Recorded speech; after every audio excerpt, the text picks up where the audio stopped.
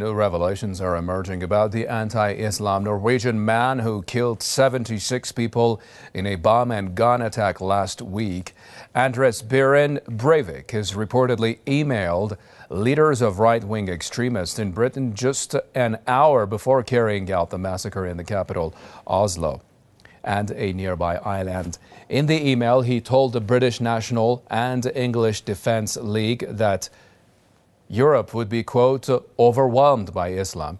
The terrorist called the participants, or rather the recipients of his email, Western European patriots, and urged them to forward the message to everyone they knew. Breivik is now in custody awaiting trial. Under Norwegian law, he'll be sentenced to a maximum of 21 years in jail. That is if convicted.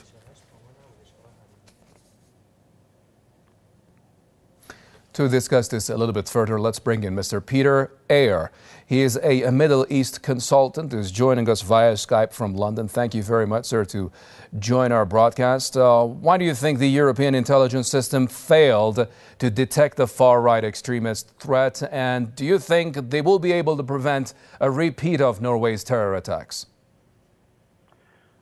Yes, good morning. I don't think they'll be able to stop this. Because these are one-off attacks and they happen frequently all over the world, these small breakaway groups. I could see a possible connection with the British National Party, another nationalist party in this country, who also tend to show a trend towards being anti-Islamic. But in this case, I think this is a diversionary tactic. There's no question at all that this man was a very devout Christian Zionist with strong links to Israel, and he'd visited there several times. And I think also that he was a Freemason, which puts him in line with what we call the New World Order. So there's a very strong Zionist lead there, and these are fragmented groups. They're quite small. Even if there is a connection in the UK, they would be under great pressure to allow this to come out, because many times they try and break up these groups. The government try and close them down. So this would be very sensitive for them. They may support it, but they wouldn't declare it openly. All right, UK media reports show the Norwegian terrorist was in contact with British extremist groups. Why do you think the British government has chosen not to deal with these groups? For the reason I've just said, it's a very sensitive area, and I would not think for 1 minute that there's 100% concrete evidence that that is true. This could be, as I say, a diversionary tactic to take the focus away.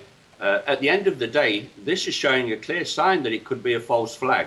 There's so many incidents that took place prior to this event and during the event that really do not make sense. And we see this many times in other false flags. I'm not saying 100% it was a false flag, but it's certainly showing a sign of being an inside job with Zionist interference. Middle East consultant in London, Peter Eyre. Thank you.